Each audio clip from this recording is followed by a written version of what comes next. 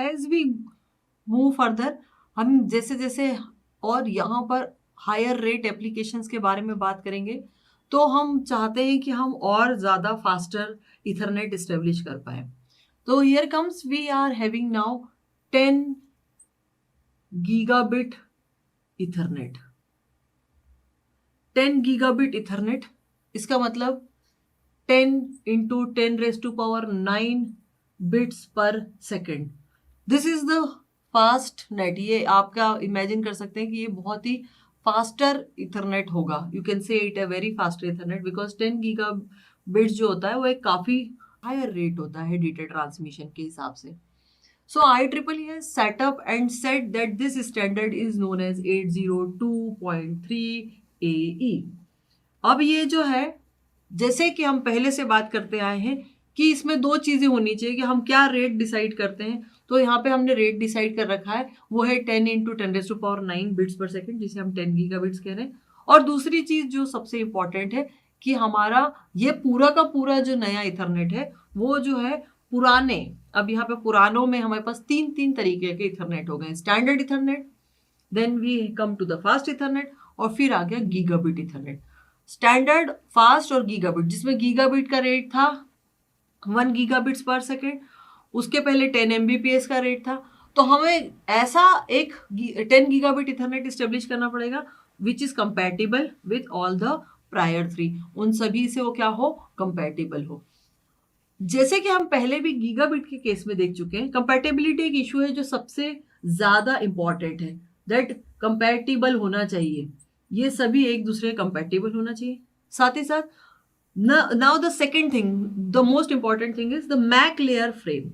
हमने पहले भी स्टार्टिंग से देखा कि स्टैंडर्ड इथरनेट या फास्ट इथरनेट या गीगाबिट इथरनेट, सभी में मैक लेयर के फ्रेम को हम क्या करना चाहते हैं, अनटच करना चाहते हैं, उसका फ्रेम स्ट्रक्चर सेम रखना चाहते हैं. उसमें हम एक 6 बाइट का एड्रेस डिसाइड कर चुके हैं जो कि DA मतलब कि डेस्टिनेशन एड्रेस है और सोर्स एड्रेस है उसके फ्रेम फॉर्मेट में. So we keep the same frame format here and at the same time we are having the same 6 byte address. Frame format भी हमारा सेम है और हमारा जो डेस्टिनेशन और जो हमारा सोर्स है उसका एड्रेस भी हम सेम रख रहे हैं. साथ ही साथ जो फ्रेम की लेंथ है, जो मिनिमम और मैक्सिमम हमने डिसाइड की हुई है, जो स्टैंडर्ड लेन में डिसाइड की थी, वही की वही हम मिनिमम मैक्सिमम लेंथ यहाँ पर भी इमेजिन करेंगे, कंसीडर करेंगे, ताकि जब यहाँ से फ्रेम उस वाले पर्टिकुलर स्टैंडर्ड इथरनेट को भेजी जाए या वहां से फ्रेम रिसीव हो तो कम्युनिकेशन में कोई इशू ना आए. यहाँ पे एक नया फीचर और है कि हम चाहते हैं, क्योंकि अब ये लैन जो है सिर्फ एक पर्टिकुलर लोकल एरिया नेटवर्क के बारे में बात नहीं चल रही. Now it must have the capabilities that it can communicate और it must be interconnected. ये सारी जो इंटरकनेक्शन है वही बनाता है आपका एक नेट ऑफ नेट इंटरनेट. तो उसके लिए बहुत जरूरी है कि it must be interconnected with man और WAN. ये इससे भी इंटरकनेक्ट होने की इसमें क्या हो, कैपेबिलिटीज हो, इस तरह की कैपेबिलिटीज भी इसमें हो. At the same time, it must have the capabilities that it can compete or it must be compatible with the technologies जैसे कि है फ्रेम रिले और ATM जो कि एग्जिस्टिंग है और इनसे आपको क्या करना पड़ता है, कम्युनिकेट करना पड़ता है. तभी जाके आप किसी एक नई टेक्नोलॉजी को सही बता सकते हैं कि whether it is correctly working और not, if it is compatible. ये सबसे कम्युनिकेट कर पाएगा, सबके साथ कम्युनिकेट करने के, क्योंकि हमारा सब्जेक्ट ही पूरा जो है वो डेटा कम्युनिकेशन है. अगर दो नोड आपस में कम्युनिकेट ही नहीं कर पाएंगे, दो नेटवर्क आपस में कम्युनिकेट नहीं कर पाएंगे, तो ये पूरे के पूरे किसी भी चीज को सेटअप करने का कोई फायदा नहीं है. इसलिए सारी टेक्नोलॉजी हो, चाहे डिफरेंट टेक्नोलॉजी हो, बट उनमें बीच में कुछ ऐसी चीजें की जा सकती है जिससे कि वो क्या कर सकते हैं, कम्युनिकेट कर सकते हैं. तो वो फीचर जो है हम यहाँ पर 10 गीगाबिट इथरनेट को दे रहे हैं, that it must be interconnected with LAN and WAN. Eight the same time it must have the capabilities to interconnect with frame relay and ATM. Now, the most important feature again is the MAC layer or the MAC sub layer. इसको MAC sub layer भी कहा जा सकता है क्योंकि हम data link layer को दो पार्ट में डिवाइड करते हैं. एक है आपका लॉजिकल लिंक कंट्रोल और दूसरा है मीडियम एक्सेस कंट्रोल. तो यहाँ पर जिस तरीके से हम गीगाबिट इथरनेट के बारे में बात करते थे, तो गीगाबिट इथरनेट में हमारे पास दो मोड ऑफ कम्युनिकेशन थे, फुल डुप्लेक्स मोड और हाफ डुप्लेक्स मोड। हम पहले गीगाबिट के बारे में भी बात कर चुके हैं कि हाफ डुप्लेक्स मोड जो है बहुत रेयरली यूज होने वाला मोड है, तो हम यहाँ पर 10 गीगाबिट इथरनेट में उसको हटा ही रहे हैं और मान रहे हैं कि ये सिर्फ फुल डुप्लेक्स मोड में कम्युनिकेट करेगा, या फुल डुप्लेक्स मोड ही इसमें अवेलेबल होगा। और प्रोसीजर क्या है, वही एक स्विच है, उसमें बफर स्पेस रहता है जो कि हर एक पर्टिकुलर स्टेशन का फ्रेम को यहाँ पे क्या करता है, सेव करता है और आगे बढ़ाता है तब तक जब तक रखता है जब तक कि उस फ्रेम का वहां पर डेस्टिनेशन पे रिसेप्शन ना हो जाए। So this is how a switch handles, along with a buffer, switch handles the communication among the terminals. Now the same fundamental in the full duplex mode will be used here in the 10 gigabit Ethernet. Now अब जब हम ये कह रहे हैं तो यहाँ पर भी CSMACD, क्योंकि ये फुल डुप्लेक्स मोड है तो यहाँ पे CSMACD क्या हो गया, वेस्ट हो गया, no it is not used here, जो कि हमारे स्टैंडर्ड इथरनेट का सबसे बड़ा प्रोटोकॉल है जिसकी वजह से हम स्टैंडर्ड इथरनेट में कम्युनिकेट कर पाते हैं, वो यहाँ पे है ही नहीं। इसका मतलब यहाँ पे कोई कोलिजन होना ही नहीं, कोई कंटेंशन होना ही नहीं, इसलिए CSMACD no need to use. Now next is physical layer. अगर हम फिजिकल लेयर के बारे में बात करें तो फिजिकल लेयर जो है वो जैसे हमने गीगाबिट इथरनेट में देखा था कि उसके इम्प्लीमेंटेशन में हम देख रहे हैं कि वहाँ पे 2 वायर या 4 वायर जो है आप यूज़ कर सकते हैं, अलग अलग टाइप की वायर्स। ऑप्टिकल फाइबर जो है बहुत इंपॉर्टेंट है, क्यों?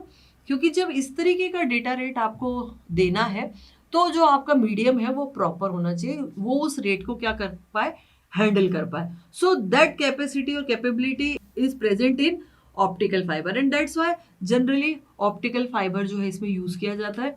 अब इसका जो नोटेशन लिखने का तरीका है वो है 10G बेस, ये इसके इम्प्लीमेंटेशन के वे है 10G बेस S।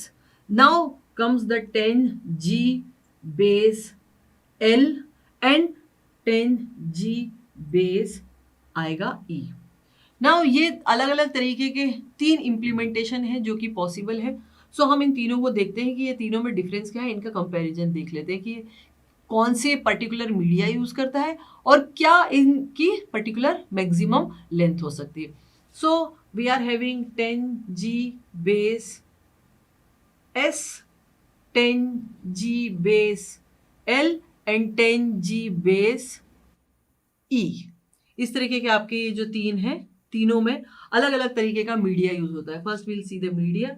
अगर मीडिया के बारे में बात करें, मतलब कि मीडियम हम कौन से यूज करें, तो यहाँ पर हम शॉर्ट वेव ऑप्टिकल फाइबर, यहाँ पे ऑप्टिकल फाइबर ही यूज हो रहा है जिसको हम OFC optical fibre optical fibre कह रहे हैं। और कौन सा, शॉर्ट वेव।